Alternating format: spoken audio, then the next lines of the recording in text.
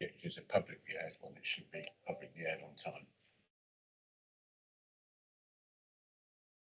Yep, we're live now.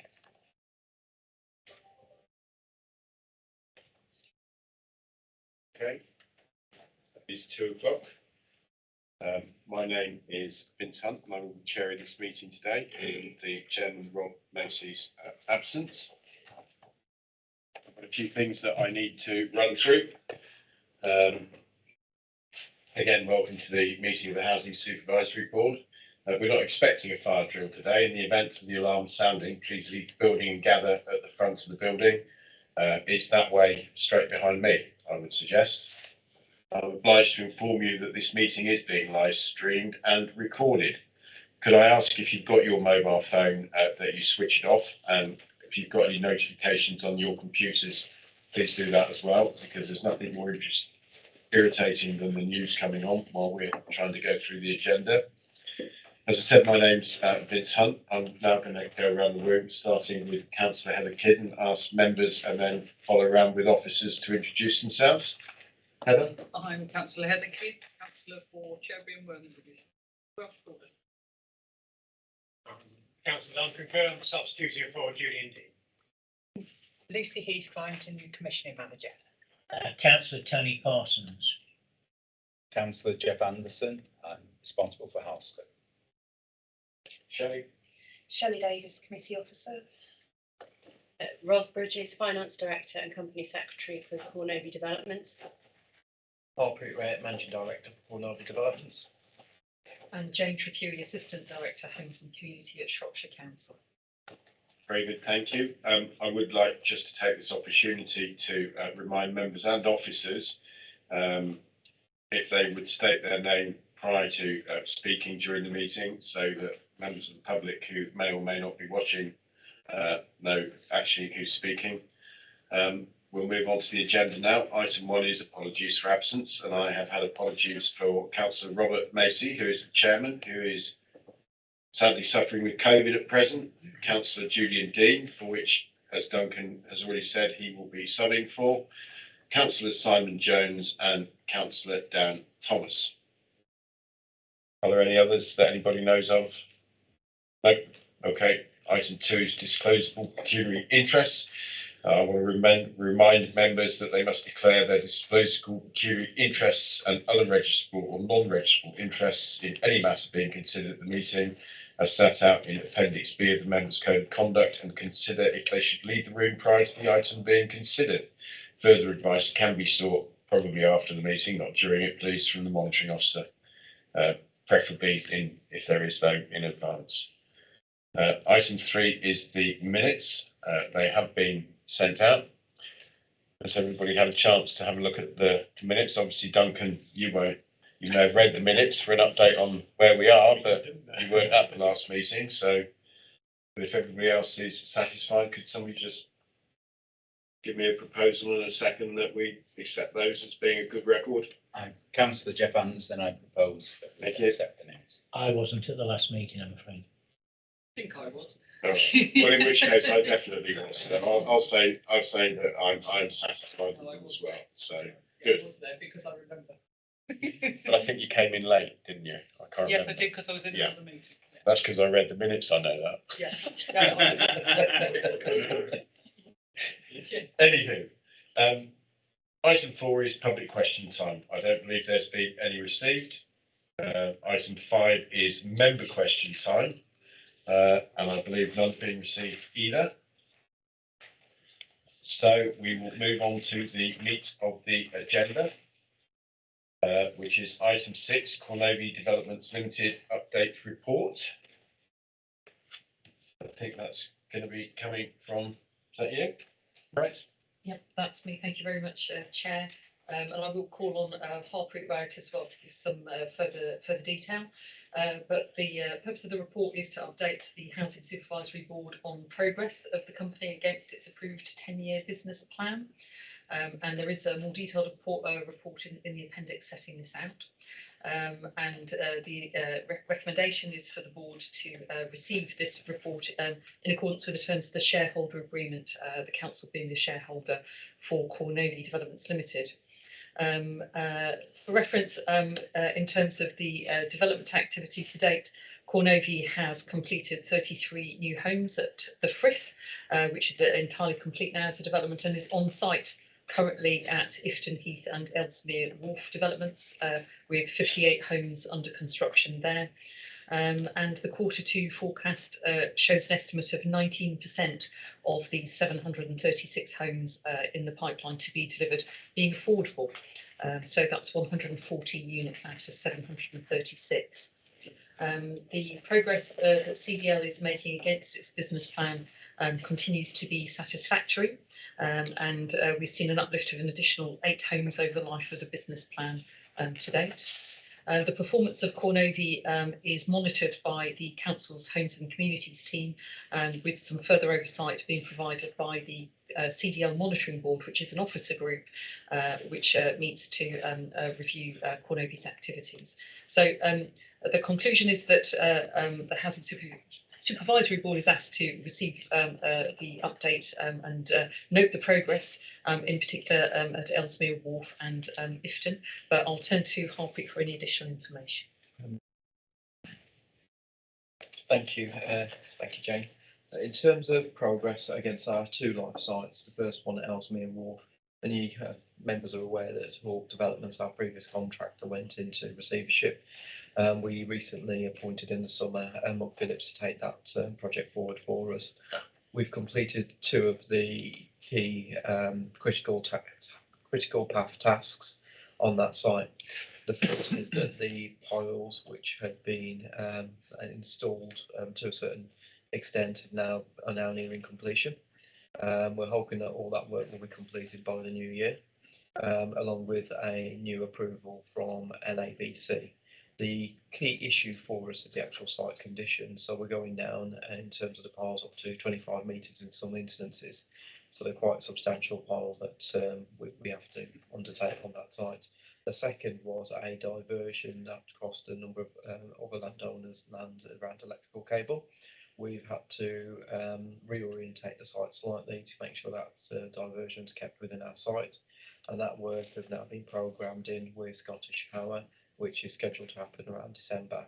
What that will then allow us to do is to come out of the ground in terms of foundations early in the new year, and then that will allow us then to start the actual construction post EPC, post foundations, probably in early spring, with the units then being completed before the end of the financial year.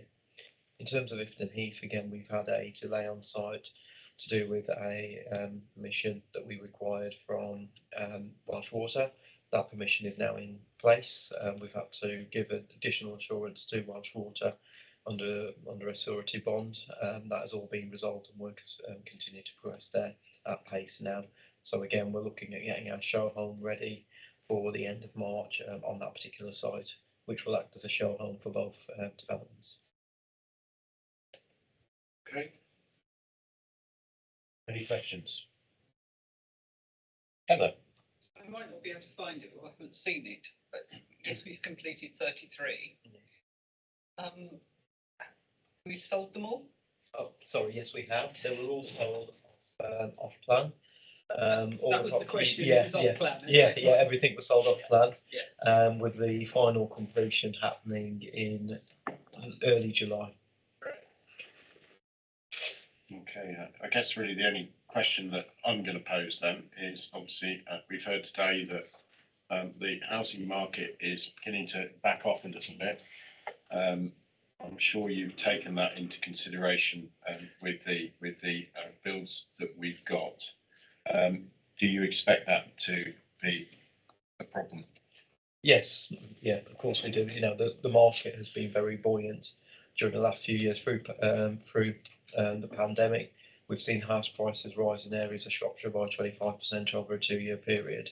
On top of that, we've seen really challenging inflation in terms of the costs we're getting back from contractors, and on top of that, we've seen a number of companies go into receivership or liquidation across the market as a whole. With the slowdown in the market, that is a risk, and it's something that was posed to our board following the board away day earlier in November. And what the board have agreed is that we are reviewing and updating our golden rules. The first is in terms of our headroom within our loan facility, that will increase from 7.5 to either 10 or 12.5, depending on the deterioration of the market. So what that will mean for us in real terms, we'll have more cash in the bank to support any other difficulties within the market. Secondly, before we enter into any other building contracts, we will take that to the board and give a view in terms of sensitivity analysis on what any other disruptions in the market might occur before committing ourselves to additional homes being built. And I think the third is we'll be taking more of a flexible approach in terms of tenure on site and also in terms of the type of units we're trying to deliver on site as well, to make sure we're more inclined with what the market requires at that time. So fundamentally for us, it's about, how many homes are we building? Do we have enough money? And are they the right homes to react to the market? But I would say that while we're being very cautious, quite rightly so, I've spoken to a lot of agents and also to developers such as Taylor Wimpey, down the road, and sales are still buoyant. They're not at the level they were previously, 8-9 a month. They're closer to 4-5 a month, which is where we were back in 2017. And that's more cautious. That's probably better than what we've got in our cautious business plan at this point. Okay. Yeah. Councillor Kerr, then Councillor Jeff Anderson. Okay. Sorry, Harpreet, when you say a more flexible approach to tenure, what do you mean? Ideally, more private rented sector homes, potentially more affordable homes. What we don't want to happen is that we have homes that are completed and then are standing empty for a long period of time. So what we need to do is take a pragmatic approach in terms of the dividend that's coming back, but realise potential other benefits, whether that's through private rented sector homes for a longer revenue stream, or whether that's delivery of more affordable homes with support from Homes England. And we've done some early engagement with some Homes England. And while there will be more pressure on that sort of tenure going forward, if we can make the case, I think they'll be very supportive. But like everything, it needs an end user. And we know registered providers with the rent cap at the moment and some of the other challenges that they're facing financially, will perhaps be a little bit more cautious within their development programs moving forward. So it's moving. We've got plans and strategies in place, but it's moved so much since September. It's going to continue moving as well. Good. Very thorough answer, I think, to your question. Councillor Anderson, Jeff. Councillor Jeff Anderson. My own personal gut feeling is that Shropshire and Shrewsbury won't be hit as hard with declining market prices than, say, Birmingham or London, simply because people have the option nowadays to work longer hours from home. And so people will be prepared probably to commute into Birmingham from Shropshire. So I sense that will mean that the market will remain more buoyant here than elsewhere. But just out of interest, is there anything that you can do in terms of analysing the market going forward? Is there any statistics that you can analyse to see if that theory is correct or wrong? So I get data around reservations across the major house builders at the moment.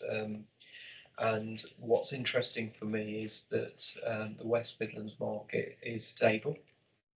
It's the North East at the moment where there is a more severe downturn. The North West seems to be stable as well. We can't get it in terms of Shropshire or Staffordshire, but what we can do is see it in on region by region basis. Right. So for me, what's interesting is that some of the markets, in the north are not as strong as maybe the West Midlands, and also there seems to be a decline within London as well, which is quite interesting. But that's a kind of trend we've seen since the pandemic in terms of generally what's occurring within London. So we are watching those trends, and I think what we'll find is a decline on a regional basis. The feedback I've had from a number of estate agents is that during the pandemic they were being followed around and seeing what properties might come on the market, and that's not happening anymore. People are a bit more cautious, and quite rightly so. So the level of interest that they're receiving, the clicks on Rightmove aren't as strong as they have been previously. But if somebody is serious in wanting to move house or, purchase a property, there's still a lot of interest. What the issues are is around affordability, it's access to finance as well. Good, thank you. It's nice to know that you're both reading the same brand of tea leaves. Good. That's what it is about the future. I think best, I have a vested interest in that my son's trying to buy a house at the moment in Shrewsbury and he's debating what to do, what's the size of house, etc. Whether the market's going to drop as soon as he's bought it. He can build his own at London. I have been following it. Anywho, back to the agenda. Heather. I think Heather Kidd. I think that's all very interesting, but if actually our housing market isn't dropping as much as other people's, that still doesn't help the very people that we're meant to be providing for. And it still continues to be very difficult. So anything we can do around dividends and so on to actually provide more affordable housing will be really, really important. Because we know that there's a huge shortage out there, that people just can't find anywhere to live. I have it all the time. Jane knows I have it all the time. We have people not being discharged from hospital because there's nowhere suitable for them to be housed. There are all sorts of ranges. So looking at how you can tweak the budget to actually provide more will always be important. Good. I think that's probably more of a direction than a question. But It's But a I think- comment on what was said, and that yeah. we do need to actually really concentrate our minds on that. and I don't think anybody's going to disagree with that. Did you want to say anything on that, Harpreet, or? I think Ev's right. I think it's how we reinvest the benefits from the company, both in terms of creating a revenue stream, but also dealing with some of the issues within the Shropshire housing market at the moment. That's something we will be taking back as part of the board away day, but bringing back to the Housing Supervisory Board as part of the business plan at the end of this financial year for the Housing Supervisory Board to consider once it's been endorsed by our board. So we're really keen to do, based on the work that we undertook at the away day, to bring that back and see what that means for us.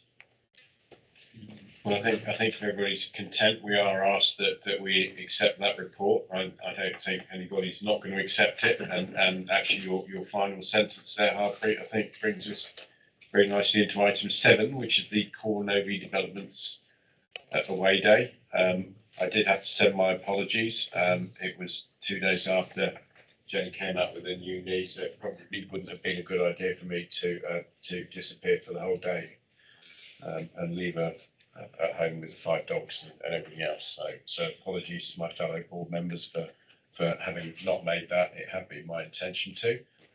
Harpreet. I'll do a bit of a double act with Ros, because she was keen moving that whole away day forward. So there's 3 things that came out of that away day for me and Ros.